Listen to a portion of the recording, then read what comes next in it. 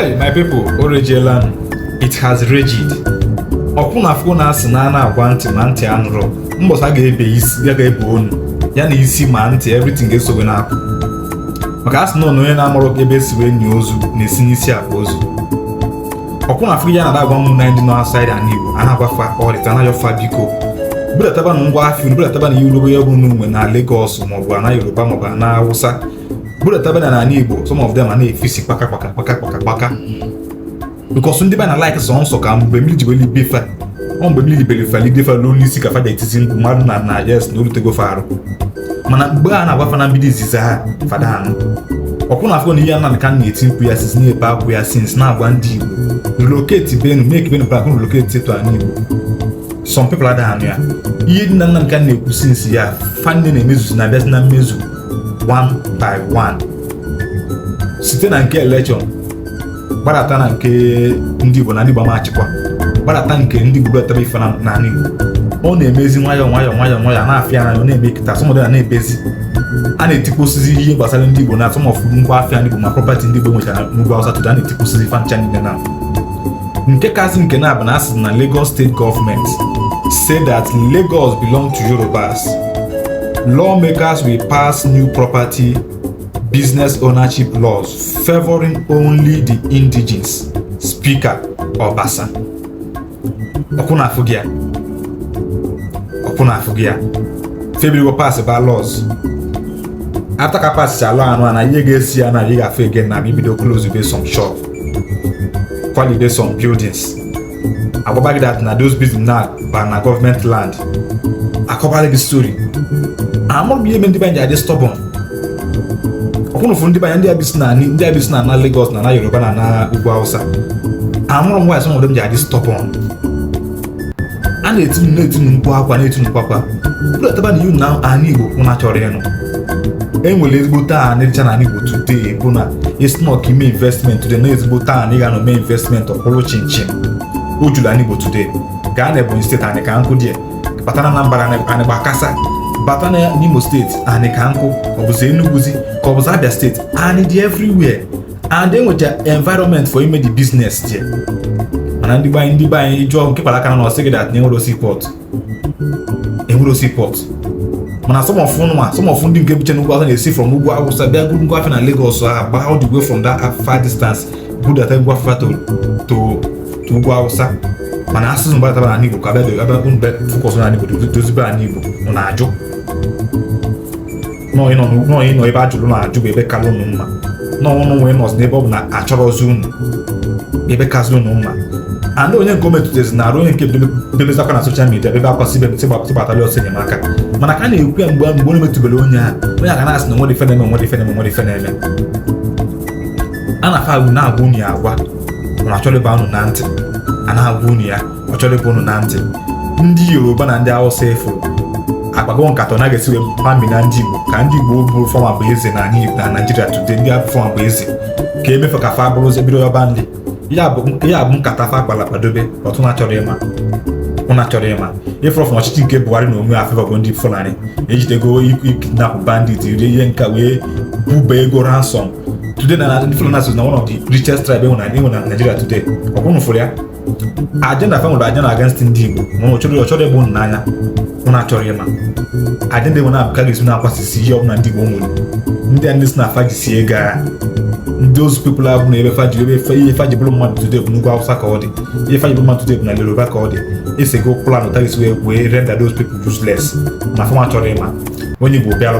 ọchịlụ ezigbo tinye onwere ọchịlụ ezigbo company na obule na Yoruba ọchịlụ ezigbo company obule na ugwu Hausa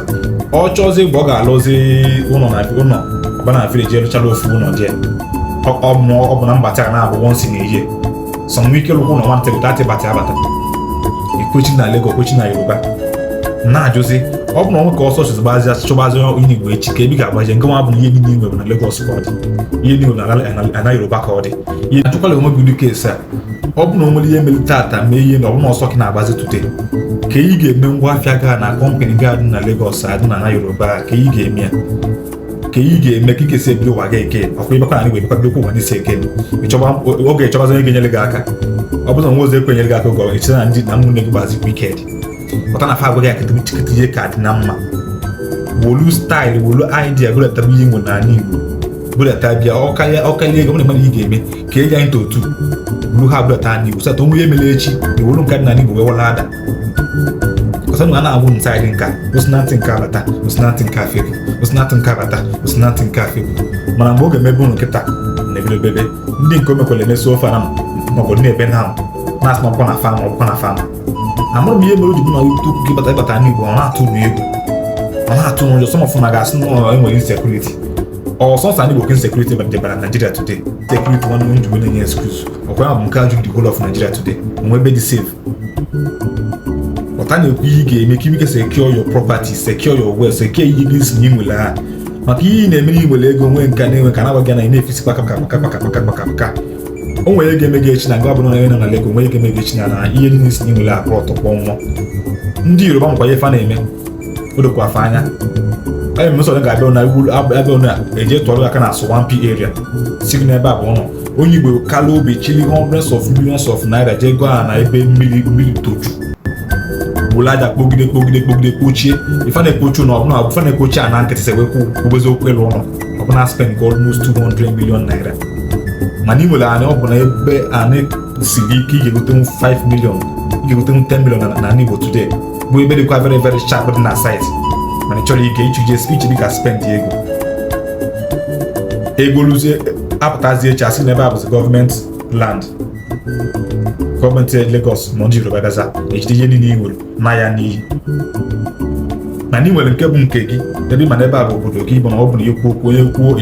kwuo ogbo wayo bịa gbo wayo nke gị bụ nke gị ime ya abandon ndị Igbo biko na tabanụ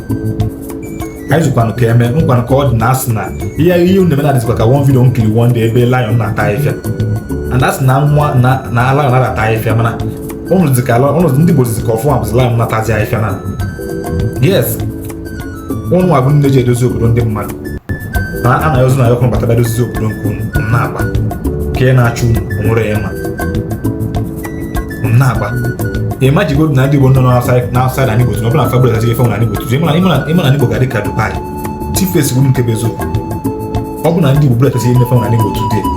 ịma na Igbo ga-adị ka Dubai ịbata na Igbo today na nwere ike ịkaụntụ one or two places things ọ bụla company ọ bụla onye Yoruba dị na Igbo ọ hayes alụ branch ahụ nke ọbụla just je hire tofu store ewule emeli branch mana their headquarter ga-adị na Yoruba the same thing goes to onye Hausa bụ kama onye Hausa ga-abịakwa lụọ headquarter na Igbo kama ya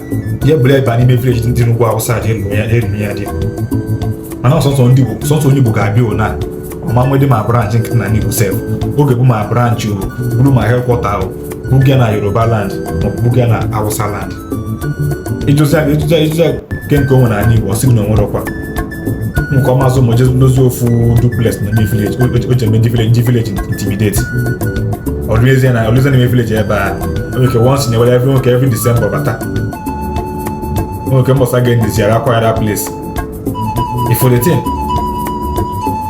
thing ede ajọ nwoke ajụjụ otu Nigeria dị today na Nigeria ọ dịghị ka ihe dịka one na otu Nigeria dị today ka Nigeria ọ dịghị ka anyị dị n'otu ọ dịghị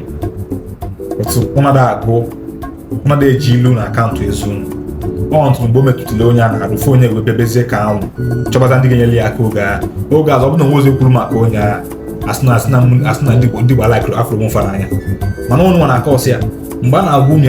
ya nne na nka na-eti mkpọ na-eti sis na nwere okwu m chọrọ ịnụ some of our ndị bụkwa blọgas bụkwa ndị na-alaikụkwa eziokwu na-agbakwa unu agwa ọ na-achọrọkwa ịnụ